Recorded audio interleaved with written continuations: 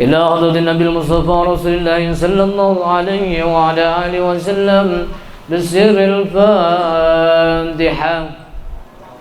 أعوذ بالله من الشيطان الرجيم. بسم الله الرحمن الرحيم. الحمد لله رب العالمين الرحمن الرحيم مالك يوم الدين. إياك نعبد وإياك نستعين. اهدنا الصراط المستقيم صراط الذين أنعمت عليهم غير المغضوب عليهم ولا الضالين آمين. يا من لعبده يغفر ويرحم.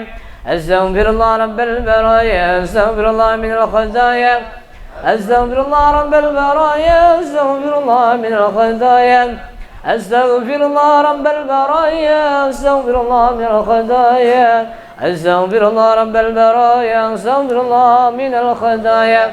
أفضل الذكر فاعلم أنه لا إله إلا الله لا إله إلا الله لا إله إلا الله لا إله إلا الله لا إله إلا الله لا إله إلا الله لا إله إلا الله لا إله إلا الله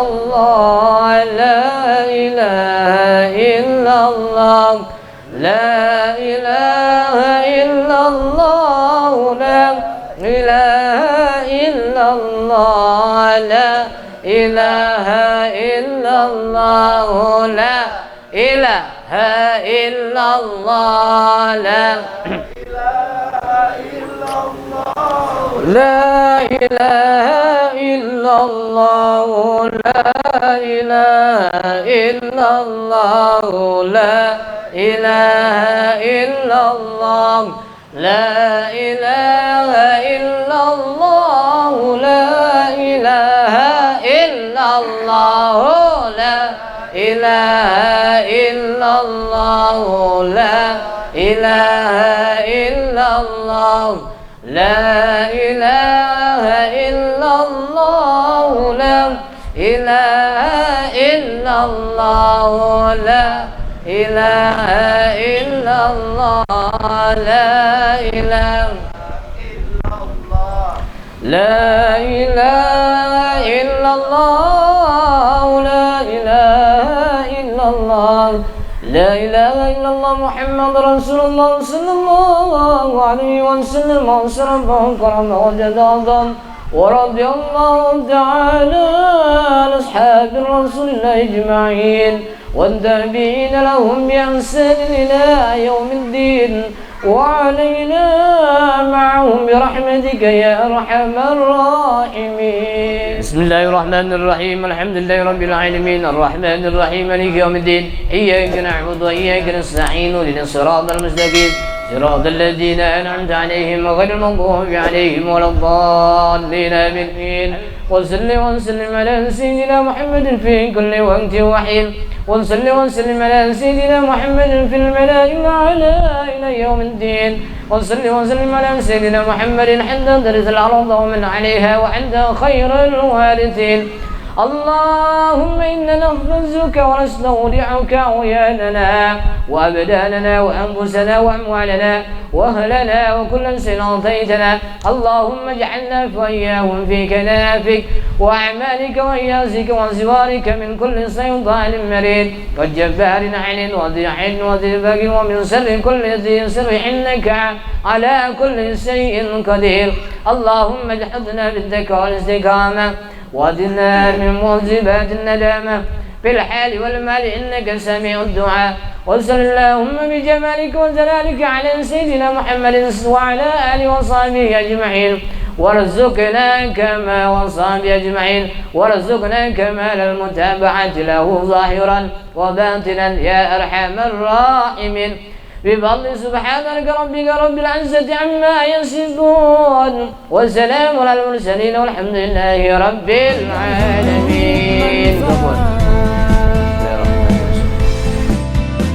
Rindu surga lewati badan mencari berkah yang Assalamualaikum warahmatullahi wabarakatuh. Waalaikumsalam warahmatullahi wabarakatuh. Turumi bil Mustafa balligh maqasidana waghfir lana ma madha ya wasi'al karami ya rabbi.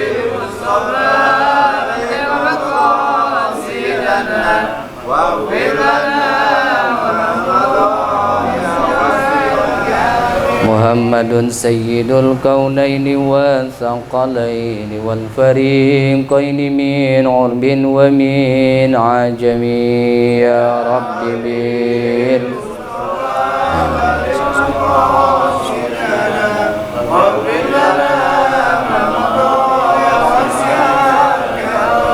wal habibul ladzi turja syafa'atuhu likulli hawlin minal ahwalil muqaddahami ya rabbi bil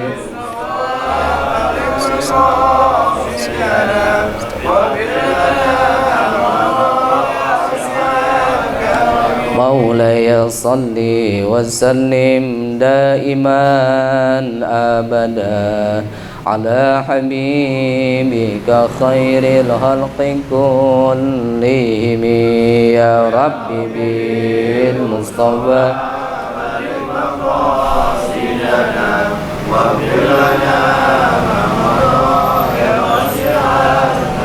Allahumma salli wa sallim wa barik alaihi wa ala alihi. Sebelumnya mari kita sama-sama baca surat Al-Fatihah. Mudah-mudahan apa yang kita kaji malam ini mudah-mudahan jadi berkah, jadi ilmu yang manfaat. Kita doakan orang tua, guru-guru kita yang sudah mendahului kita. Mudah-mudahan almarhum almarhumah yang sudah mendahului kita diampuni dosanya, diterima amal ibadahnya, dilapangkan kuburnya, dan mudah-mudahan kita semua diberikan sehat walafiat, berkah rezeki kita, gampang urusan dunia akhirat kita, dan maut kita husnul khatimah. Ala hadhihi niyyah ala al-Fatihah. A'udzu billahi minasyaitonir rajim. Bismillahirrahmanirrahim. Alhamdulillahi rabbil alamin.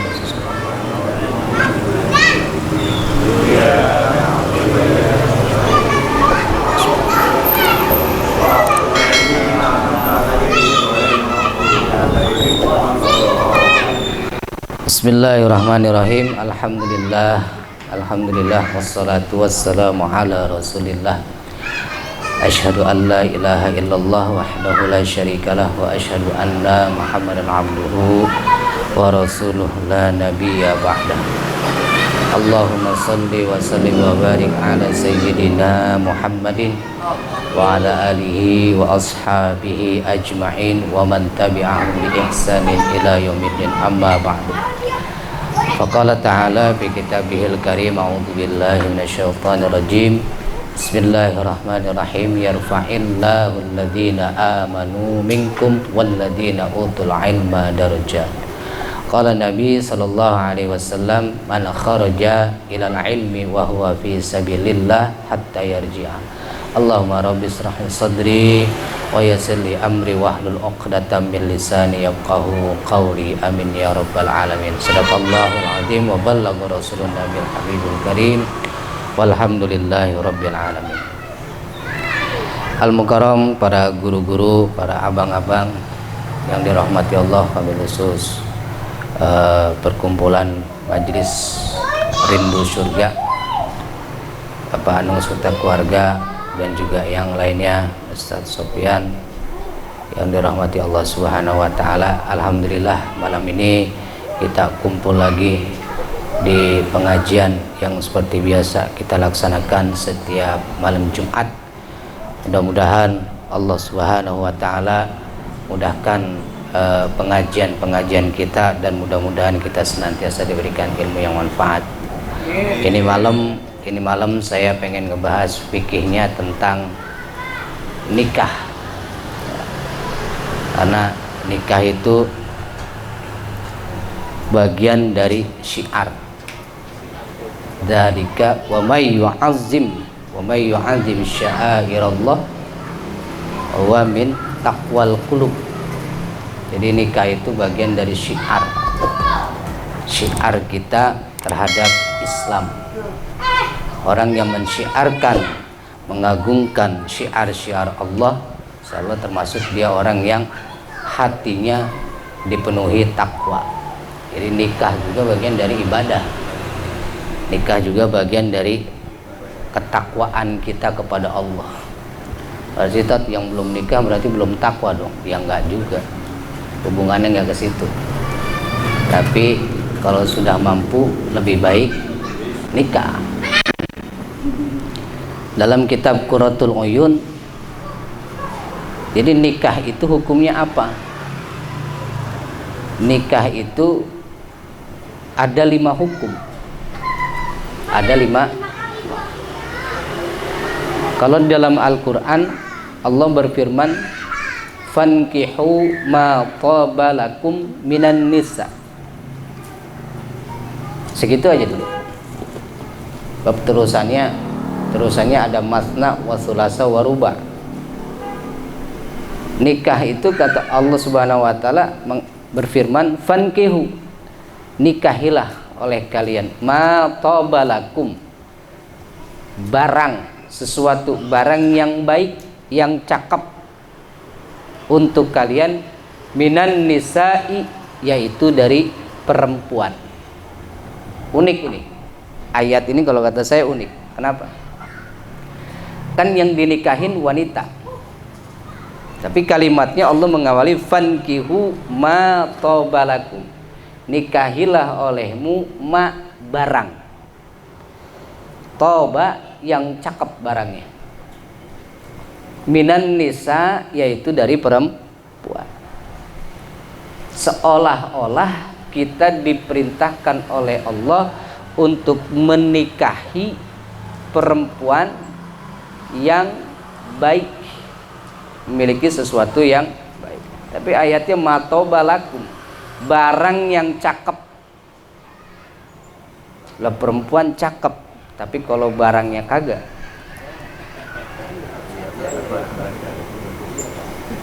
Jadi diawalinya matobalakum, sesuatu barang yang cakep, yang baik, yaitu dari wanita. Berarti nikahilah wanita yang barang dari wanita tersebut yang cakep. Seolah-olah kayak gitu. Kenapa kok diawali dengan kata matoba bukan mantoba? Kalau ma itu sesuatu barang, kalau man menunjukkan kepada seseorang atau yang berakal. Kalau ma itu barang, sesuatu barang air ghair akal, yang enggak memiliki akal. Allah mengawali firman-Nya fankihu ma tobalakum itu barangnya dulu. Kenapa? Ya karena sebenarnya menikahi wanita itu ibarat kita membeli sesuatu. Makanya dalam pernikahan nanti ada yang namanya mahar. Ada yang namanya mahar. Jadi kayak beli barang.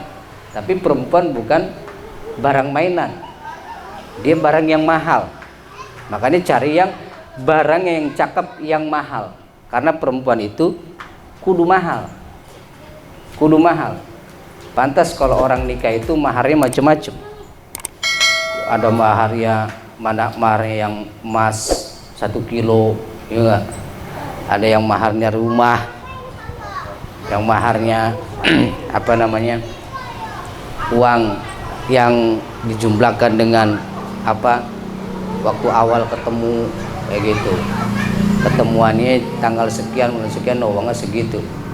Bahkan yang kemarin yang terbaru itu maharnya apa? Nonton tiket konser Coldplay. Nonton. Mahar yang terbaru. Jadi kalau matobalakum itu barang yang cakep, berarti di sini juga Allah menganjurkan kepada kita perempuan itu yang barangnya masih cakep, yaitu dari perempuan. Mak di sini sesuatu itu adalah fisiknya, sesuatu itu adalah juga akhlaknya, sesuatu itu juga adalah kepribadiannya. Itu namanya sesuatu. Makanya Rasul tuh nambahin tuh Rasul dalam hadisnya, tunkahul mar'atu bi arba'in. Biasanya wanita itu dinikahin karena 4 hal. Yang pertama, 5 liha. 4 hal itu 4 sesuatu. Sesuatunya ada 4. Yang pertama adalah 5 liha atau lijamaliha. Yang pertama karena cakepnya. Boleh gak kita nikahin perempuan yang cakep? Emang itu pengen yang kita cari, ya gak? Kita nggak, saya yakin istrinya bapak-bapak semua ini adalah wanita-wanita yang cantik, gitu. Perkara sekarang udah kendor itu urusan belakangan.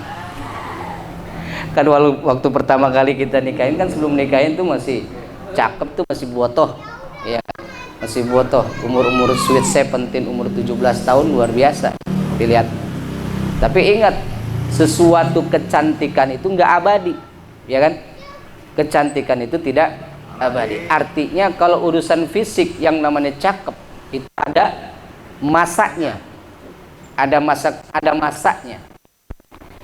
Umur 17 tahun kelihatan cantik, nikah dia umur di perempuan dinikahin umur 20-21 tahun masih kelihatan cantik. Kita bawanya aja, gandengnya aja nggak malu-malu, manten baru gitu, mamah papahan, udah mulai punya anak 1, mulai tuh kecantikannya kalau nggak dirawat rada-rada berkurang. Bagaimana dia mau ngerawat? Punya anak baru 1, baru pertama kali punya anak, sakit lagi sayang-sayangnya sama bocah karena anak pertama. Kadang-kadang nggak terlalu peduliin badannya dia, perempuan. Lalu kemudian punya anak 2 tambah, punya anak 3, sampai anak 5, sampai anak 7 mulai kelihatan. Apalagi perempuan di usia 40 tahun ke atas. Perempuan di usia 40 tahun ke atas sudah melihai. Beda dengan laki-laki. Perempuan itu lebih cepat kelihatan tua ketimbang laki-laki. Saya umur 40 tahun, tapi kan kelihatan masih sweet 17 gitu, Bang. Gitu. Masih kelihatan kayak 17 tahun. Jadi imut-imut, asal bukan amit-amit ya. Mukanya ngeselin. Tapi orang tuh kayak abah. Umur mungkin sekarang udah 50 tahun ke atas, siapa ya? Umur 50 tahun. Tapi kelihatannya masih kayak anak 17 tahun plus kan gitu. Fisik. Kalau bicaranya fisik begitu dah. Plusnya ini kita nggak tahu. Tapi umur-umur segitu kelihatan jiwa muda masih ada. Umur-umur kita nih. Wong ada seorang kakek-kakek umur 70 tahun menikahi seorang perawan umur 20 tahun, ada nggak? Masih bisa dia, masih bisa. Tapi perempuan umur 40 tahun, 45 tahun, apalagi sudah 50 tahun, sudah hilang, sudah menopause, sudah tidak menstruasi lagi, sudah. Apa yang dicari sama perempuan? Dia belum tentu dia mau mencari suami lagi. Kalau setelah itu suaminya sudah meninggal atau sudah cerai, dia belum tentu mau untuk mencari suami lagi. Karena melihat umurnya, karena kecantikan terutama di perempuan itu sudah mulai memudar. Lagi kita bang yang umur 30 tahun masih seger-segernya dilihat, masih baby face, enak dilihat, anak-anak muda tuh. Udah umur 40 tahun, 45 tahun juga udah mulai kelihatan. Emang wajah, badan masih seger, tapi pikiran kita, rambut kita udah nggak bisa diomongin lagi dah. Giginya aja umur 40 tahun, 50 tahun udah pada mulai gugur gigi. Ya kayak saya aja, saya aja gigi udah ada yang palsu. Pakai gigi palsu ada. Umur-umur segitu udah pada mulai gigi udah pada mulai gugur, ya enggak? Mata penglihatannya udah mulai kabur. Pendengaran juga sudah mulai kabur. Makannya juga udah mulai makan bubur.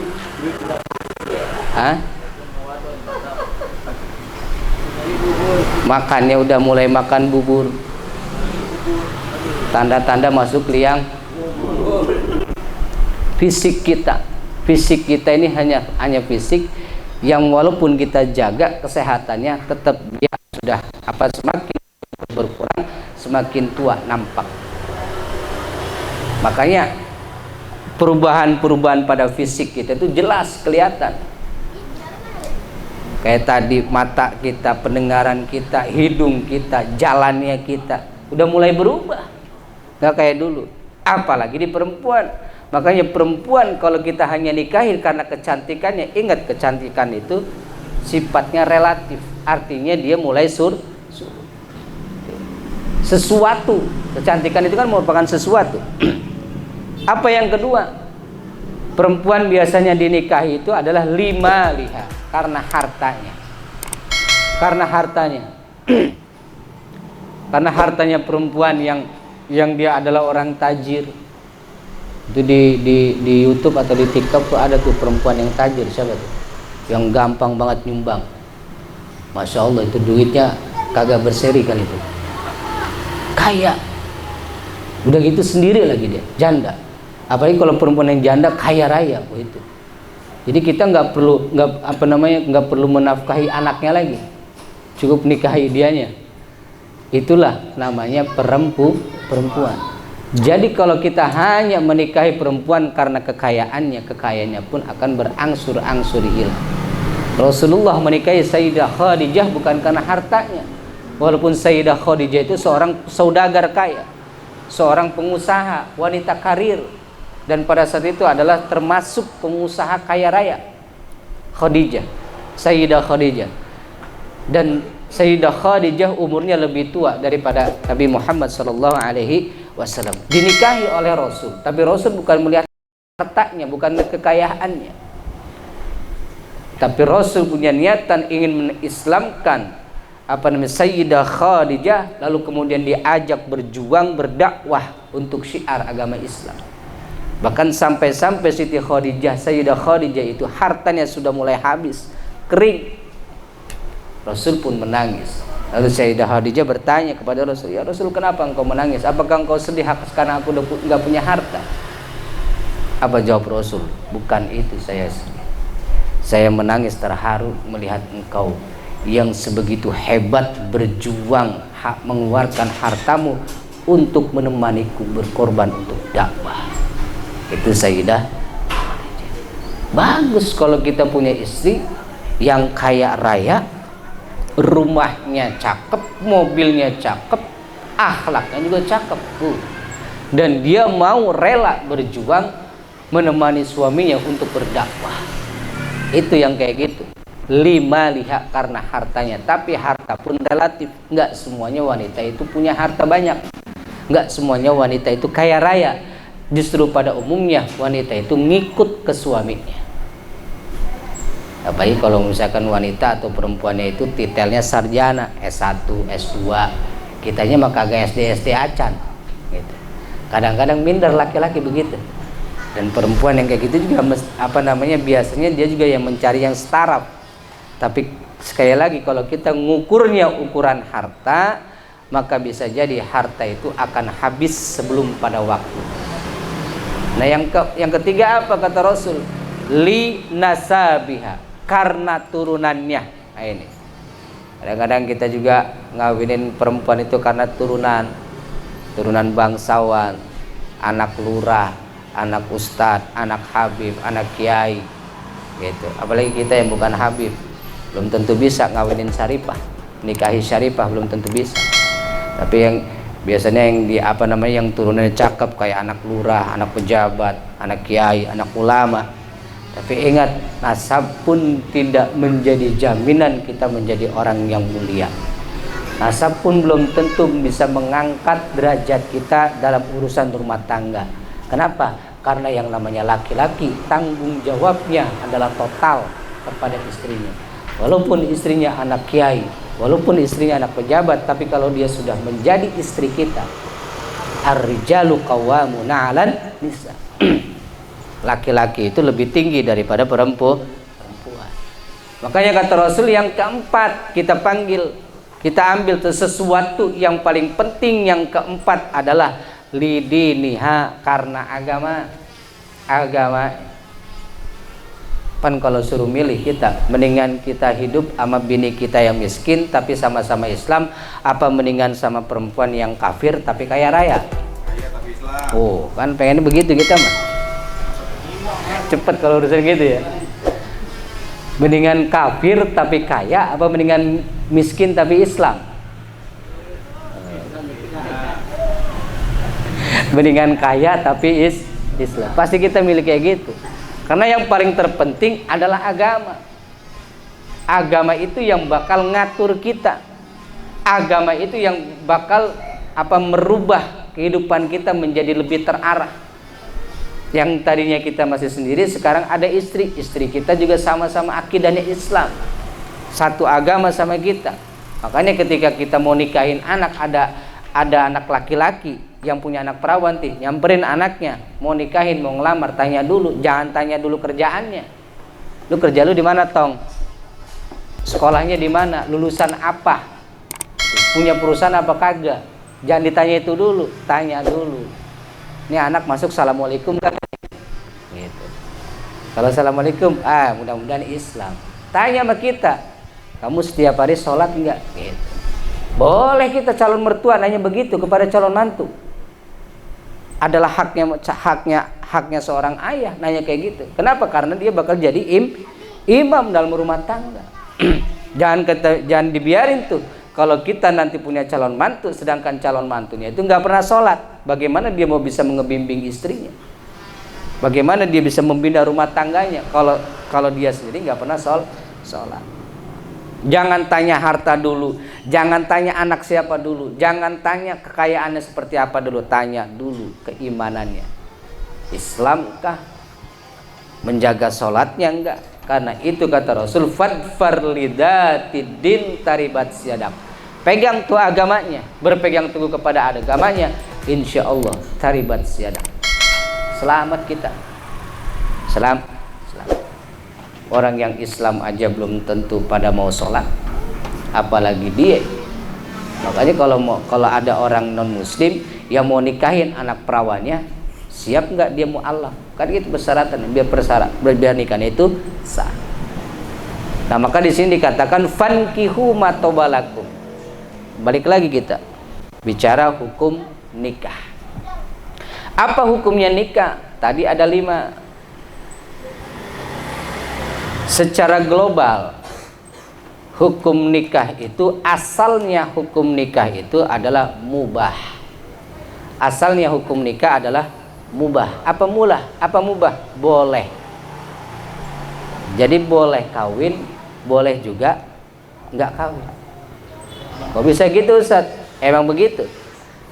Dalam ayat Al-Quran tadi, fankihu matobalakum, nikahilah oleh kalian sesuatu dari yang baik dari wanita. Artinya nikahilah wanita yang baik. Itu maksudnya begitu tuh. Nikahilah wanita yang baik. Nikahilah wanita yang baik. Fankihu, kalimat fankihu itu dalam ilmu nahwu disebutnya kata kerja, kata perintah, fi'il amar.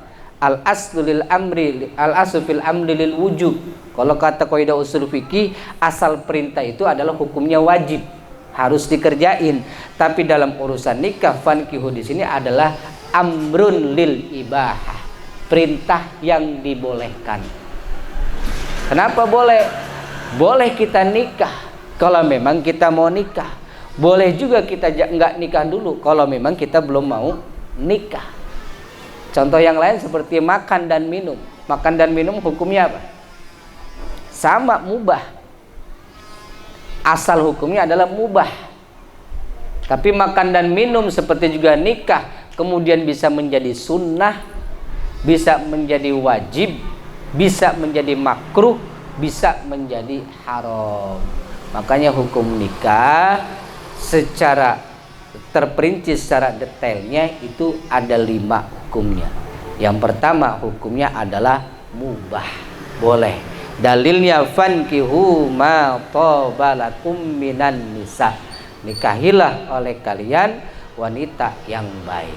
Ma tobalakum minan nisa, sesuatu dari wanita yang baik. Hukumnya boleh. Kalau hukumnya wajib, berarti sekarang yang belum nikah kena dosa.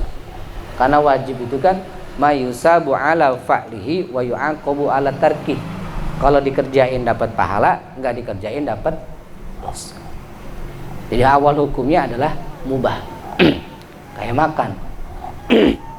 Saya ditawarin makan, boleh nggak saya makan? Kalau udah ditawarin, ada makanan, boleh nggak saya makan? Boleh. Tapi nggak saya makan, boleh nggak? Boleh-boleh aja. Itu namanya mubah. Tapi kemudian bisa menjadi wajib hukum itu. Kapan dan di mana kondisinya? Wajib yang pertama, nikah bisa menjadi wajib adalah artinya ya, bagi orang yang mengharapkan keturunan dan dia sudah mampu untuk menikah dan dikhawatirkan dia melakukan perbuatan zina. Yang satu. Yang pertama, hukumnya jadi wajib bagi orang yang udah pengen punya keturunan. Kedua, dan dia mampu secara materi. Dan yang ketiga, udah banyak godaannya untuk menghindari perbuatan zina.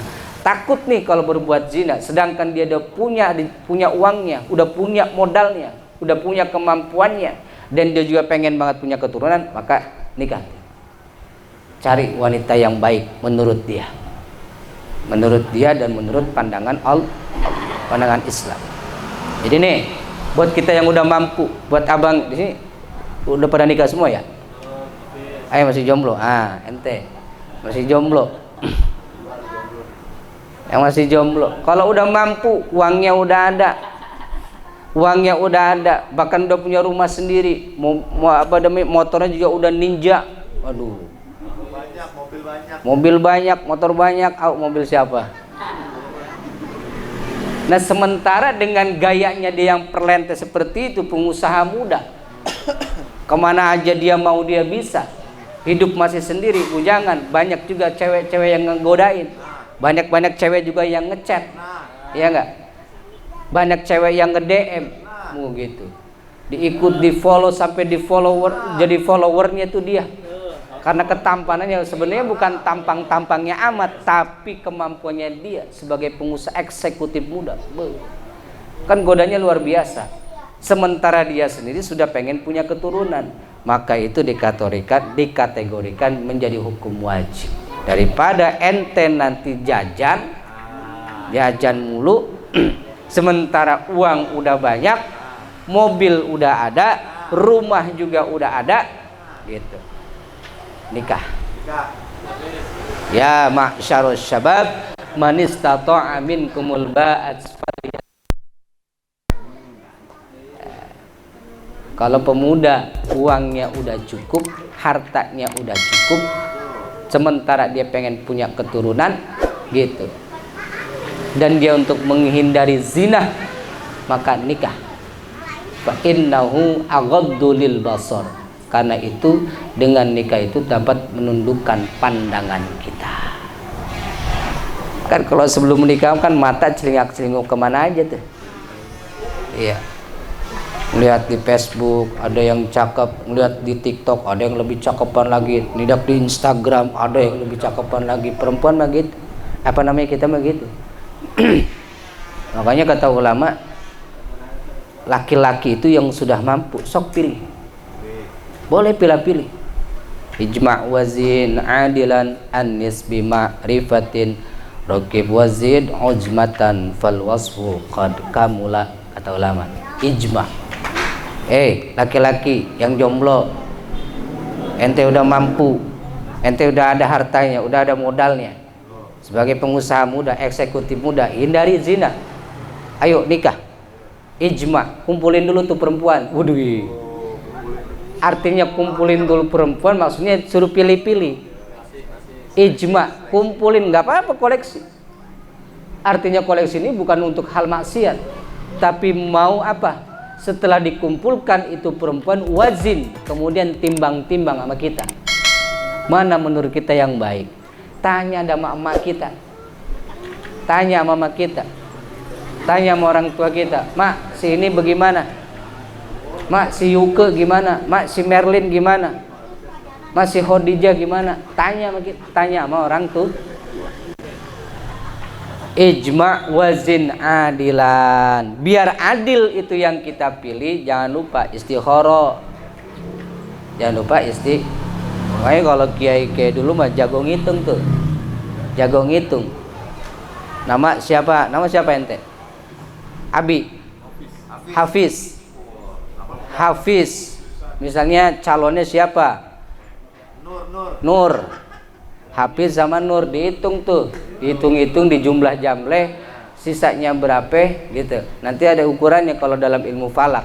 Nah, kalau sisanya segini berarti begini. Itu mah bukan sesuatu yang pasti sebenarnya. Bukan sesuatu yang pasti. Tapi hanya hitung-hitungan tuh. Boleh hitung-hitungan kayak gitu. Silakan, tapi bukan untuk dijadikan sesuatu yang pasti. Wajid adilan anis bima'rifatin, dari perempuan-perempuan bima'rifatin yang kita kenal dengan baik. Perempuan kan banyak nih. Wajah ada, uang ada, tampang ganteng. Perempuan banyak yang deketin. Kita pilih-pilih, timbang-timbang. Kita pilih perempuan yang menurut kita baik, yang udah kita kenal dengan baik, lewat istikharah kita, lewat hajat kita, lewat tanya ke orang tua, minta nasihat, "Ma, ini ada yang deketin gini-gini, bagaimana menurut Ma?" Tanya sama orang tua, karena orang tua lebih pengalaman. Karena yang namanya nikah itu istri, kalau sudah kita nikahin, maka dia jadi tanggung jawab kita dunia akhirat. Jadi tanggung jawab dunia akhirat.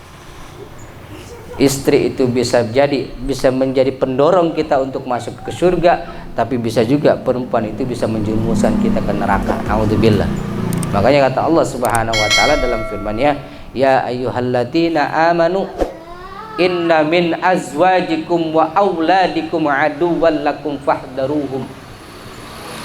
Wahai orang-orang yang beriman, inna min azwajikum, sesungguhnya dari pasangan-pasangan kalian, laki ke perempuan, perempuan ke laki-laki, wa auladikum, dan juga anak-anak kalian, aduwwan lakum, itu bisa jadi musuh buat ente. Istri yang harusnya jadi makmumnya kita, atau suami yang harusnya jadi imamnya si perempuan, malah bisa jadi musuh. Entah gara-gara ekonomi, entah gara-gara beda pandangan, entah gara-gara beda pilihan, entah gara-gara hal-hal yang lainnya. Aduwalakum bisa jadi musuh. Istri bisa jadi musuh buat suami, suami bisa jadi musuh buat istri, termasuk juga anak-anak. Anak-anak bisa jadi musuh buat orang tua, orang tua bisa jadi musuh buat anak. Berapa banyak anak yang menjarain orang tuanya gara-gara hal urusan duit, gara-gara hal urusan warisan. Berapa banyak anak-anak yang durhaka kepada orang tuanya, bunuh orang tuanya. Na'udzubillah summa na'udzu. Fahdharuhum, maka hati-hatilah tuh. Allah udah ngingetin kita, hati-hati. Karena istri dan anak-anak itu termasuk juga hartanya kita adalah perhiasan, tapi juga bisa jadi puji. Innama amwalukum wa auladukum fitnah. Dalam ayat yang lain, sesungguhnya harta-harta kalian dan anak-anak kalian itu bisa jadi fitnah. Apa fitnah? Ujian. Ujian buat orang-orang yang beriman. Yang kedua, hukum nikah adalah sunnah. Siapa disunahkan bagi siapa?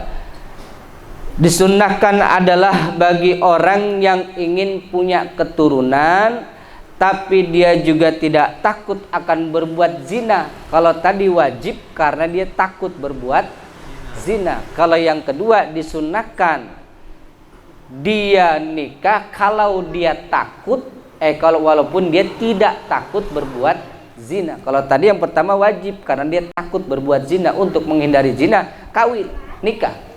Tapi kalau dia walaupun dia nggak takut, bisa menjaga dirinya untuk tidak berbuat zina, itu disunahkan untuk nikah kalau dia sudah mampu. Sudah mampu, walaupun dia nggak takut berbuat zina, artinya bisa menghindari perbuatan zina, perbuatan maksiat. Dalam hal ini adalah masalah perempuan, walaupun dia bisa menghindari itu, tapi dia kalau sudah mampu, sunnah hukumnya nikah. Hukumnya nikah sunnah bagi yang sudah mampu, walaupun dia tidak takut untuk berbuat zina. Artinya dia masih bisa menghindari untuk tidak berbuat zina, karena cakep, bisa ngejaga dirinya, bisa ngejaga hartanya, bisa menjaga tingkah lakunya. Tapi kalau dia sudah mampu, walaupun nggak berbuat zina, bisa menghindari perbuatan zina, disunahkan untuk menikah. Yang ketiga, hukum nikah itu bisa jadi makruh. Bisa jadi makruh. Kapan itu dimakruhkan menikah? Yaitu bagi orang yang memang belum mau nikah dan juga belum pengen punya keturunan, dan juga terutama juga belum mampu. Satu, belum pengen punya keturunan. Kedua, emang belum pengen nikah. Yang ketiga, emang belum mampu. Dan juga ditambah lagi, pernikahan tersebut khawatir dapat memutuskan ibadah yang lainnya. Maka itu untuk saat itu dimakruhkan menikah. Jangan dulu nikah kalau memang dia masih punya keinginan seperti itu. Emang belum pengen nikah, emang belum pengen punya keturunan, dan juga emang belum mampu amat gitu. Ya udah tua, kasihan bagaimana. Nah itu kadang-kadang repotnya kalau sudah umur sudah mulai 40 tahun ke atas, 50 tahun ke atas, sementara kemampuan belum ada, harta belum ada. Tapi sebenarnya itu pun bisa diusahakan asalkan dia mau gitu. Hukumnya makruh, kayak kita makan sesuatu yang dimakruhkan. Jadi memang sebagai salah satu penopang itu, karena nikah itu syaratnya adalah juga kudu ada mahar. Syaratnya juga kudu ada mahar. Dan yang keenam, selain wajib, sunnah, makruh dan mubah, maka yang terakhir hukum sunnah itu bisa jadi haram. Kapan nikah itu diharamkan? Yaitu bagi orang yang punya niatan membahayakan wanita, baik dalam segi fisiknya ataupun dalam segi hartanya. Dan juga karena dia tidak punya kemampuan untuk tidak punya kemampuan sebenarnya untuk menikah, tapi dia cuma niatnya ingin membahayakan si wanitanya. Contoh, pengen nguras hartanya doang, atau contoh pengen nyakitin, balas dendam.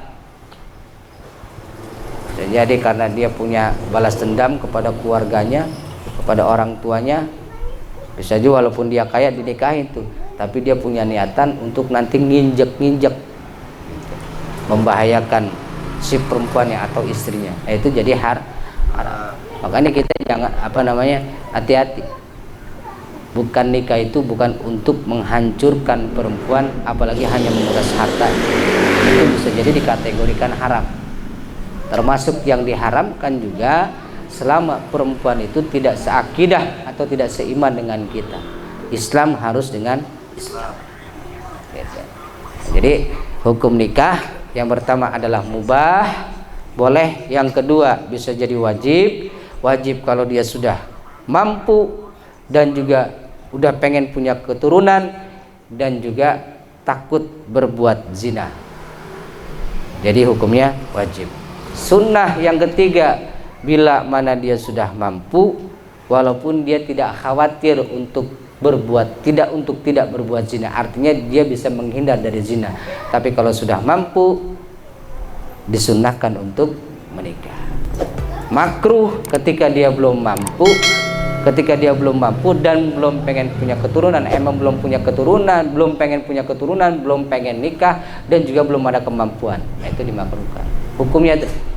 Dan yang kelima adalah haram kalau niatnya ingin membahayakan wanita. Dan jamaah yang dirahmatullah, sedikit ini hukum nikah. Tinggal nanti nikah itu sekali lagi kita niatkan lillahi ta'ala, karena nikah itu bagian dari ibadah, syiar kita kepada Allah Subhanahu wa ta'ala. Dan sebenarnya masalah nikah itu Allah berfirman,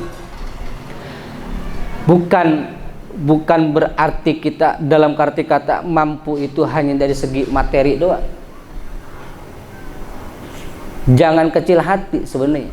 Jangan berkecil hati kalau kita, artinya si laki-laki ini yang pengen bernikah ini pekerjaannya belum tetap, atau juga penghasilannya belum katakanlah di bawah standar. Karena Allah pasti akan mempertemukan kalau memang dia sudah ada jodohnya, Allah pasti akan mempertemukan. Ya mohon maaf kalau kita ngomong cerita Pak, kalau kita ngomong cerita mungkin nggak semuanya lah nikah ini dalam keadaan kaya raya, bener gak? Nggak semuanya di depan saya ini abang-abang yang nikahnya memang udah dalam keadaan kaya raya. Bisa jadi masih standar-standar aja, bahkan bisa jadi ekonominya masih di bawah standar. Kenapa bisa nikah? Allah sudah punya mau. Karena Allah juga akan menjamin orang yang sudah berumah tangga. Apa kata Allah? Fankihul ayyama minkum wassalihina min ibadikum wa imaikum fa iyakunu fuqara yughnihumullah. Fankihu ayyama minkum, fankihul ayyama minkum, nikahilah oleh kalian perempuan-perempuan hamba-hamba Allah, wanita-wanita yang baik, minas salihin, dari kalangan orang-orang soleh, laki-lakinya laki-laki yang soleh, perempuannya perempuan yang soleh, min ibadikum, dari hamba-hamba Allah, wa imaikum, dan juga dari abid-abid, dari hamba saya ataupun dari budaknya perempuan. Itu zaman dulu bicaranya. Wa iyakunu fuqara, kalau kalian merasa masih fakir, jangan takut kalau memang sudah ada walaupun baru ada modal sedikit untuk ke depan rumah tangga, baru hanya sekedar nanti dia sudah bisa bismillah, saya sudah ada keinginan dan niat, walaupun dengan modal katakanlah 5 juta atau 6 juta, dia udah ada keinginan itu nikah buru-buru. Cuman cari perempuannya memang yang juga mau diajak susah dan senang bersama gitu. Jangan gini, ada uang abang disayang, kagak ada uang abang emang repot ya gitu. Kata Allah, fa iyakunul fuqara yughnihumullah, kalau engkau merasa masih butuh, masih fakir, Allah yang bakal mencukupin. Allah yang bakal mencukupin, asalkan kita niatinya untuk ibadah, bukan hanya sekedar menjaga keturunan, bukan hanya sekedar mencari kenikmatan, tapi niatkan ibadah. Kalau sudah jadi niatnya ibadah, kumpulnya jadi ibadah, jimanya jadi ibadah, satu kamarnya jadi ibadah, pegang tangannya jadi ibadah. Kan sebelum nikah mah haram pegang tangan, pegang tangannya jadi ibadah, dapat pahala. Pegang pipinya jadi ibadah, dapat pahala. Nyium pipinya jadi ibadah, dapat pahala. Nyium keningnya jadi pahala. Nyium yang lainnya juga dapat pahala. Apalagi sampai bikin anak, dapat pahala. Nanti diajarin itu dalam kitab ini nih, diajarin tata cara mulai berjima, tata cara bersenggama, diajarin Bang. Jadi di pesantren itu memang ya begitu, diajarin juga. Ada kitab namanya yang saya baca ini, kitab Qurratul Uyun. Ada kitab juga yang namanya Fathul Izzar. Fathul Izzar itu membuka sarung, kalau bahasa kita mah membuka sarung. Jadi buat yang mau nikah nih, ente kalau mau ngaji itu datang ke rumah ya Fathul Izzar. Sebelum praktek, tata cara bersenggama, pengen punya anak gitu, pengen punya anak laki-laki bagaimana, pengen punya anak perempuan bagaimana gitu, ngengklaknya dari mana, nanti turunnya kemana gitu, diajarin tuh. Posisi yang baik yang gimana, wa'ashiruhunna bil ma'ruf, pergaulilah wanita itu dengan cara yang baik, ada cara-caranya gitu. Waktu yang disunnahkan, waktu yang dibolehkan, waktu yang dimakruhkan dalam bersenggama ada gitu. Doa-doanya juga ada, tata cara doanya, sebelum berjima gimana, setelah berjima gimana, ada adab-adabnya juga. Berjima juga ada dalam kitabnya, itu ulama tuh yang buat tuh. Itu namanya nikah. Karena nikahnya dijadikan ibadah, insya Allah dunia akhirat berkah gitu. Asalkan kita niatin untuk ibadah. Jamaah yang dirahmati Allah, wallahu a'lam bissawab. Mudah-mudahan yang sedikitnya ada manfaatnya. Ada pertanyaan atau closing dulu, terserah. Nikah gimana caranya? Mau buat Salah.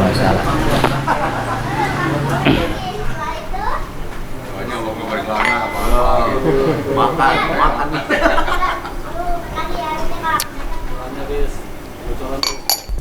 penting nanti ada rukun-rukun nikah. Rukun nikahnya 5. Yang pertama, yang melakukan akad. 2 orang yang melakukan akad, yaitu pihak laki-laki dan juga wali. Itu yang melakukan akad. Wali dari si perempuan, orang tua ataupun walinya yang mewakilinya, dan juga ada yang menikahnya, yaitu pihak laki-lakinya. Yang kedua dan ketiga yaitu adalah yang diakadkan, yaitu perempuan dan juga ada saksi. Yang diakadkan yaitu perempuan dan juga mahar atau mas kawin. Boleh nggak sih Ustadz, mas kawin itu Al-Quran seperangkat alat sholat dan Al-Quran? Silakan saja, tapi jangan cuman itu doang. Jangan hanya cukup dengan mas kawinnya seperangkat alat sholat dan Al-Quran, karena yang namanya mahar itu sifatnya adalah harta. Walaupun dengan berapa? Walaupun dengan 1.000 rupiah. Sebagai apa? Sebagai bentuk bahwa saya siap menikahi dia, siap memberikan tanggung jawab nafkah lahir batin. Itu bentuk tanggung jawab kita, mahar. Makanya kalau laki-laki udah ngemaharin, nah itu ntar kalau udah nikah, maharnya jangan diambil lagi. Kemarin dia masih mahar cincin 250 gram. Giliran itu diambil lagi. Neng, cincin lu yang kemarin yang mana? Gitu. Kalau dipinjam sih nggak apa-apa. Asal dibalikin. Kecuali kalau perempuannya nggak apa-apa bang, pakai buat modal dah. Orang ini dari abang juga kok, cakep tuh perempuan kayak gitu. Jadi mahar itu sifatnya harta. Jangan hanya cukup dengan seperangkat alat sholat, Al-Quran, karena itu untuk urusan untuk urusan ibadah ritual kita. Bukan nggak boleh, boleh silakan. Tapi bentukan juga dengan yang sifatnya harta, uang ataupun juga suatu benda. Kan Sayyidina Ali pun ketika ingin menikahi putrinya Rasul, itu dengan apa? Dengan tameng. Tameng itu? Baju besi. Angkat. Karena Sayyidina Ali itu bukan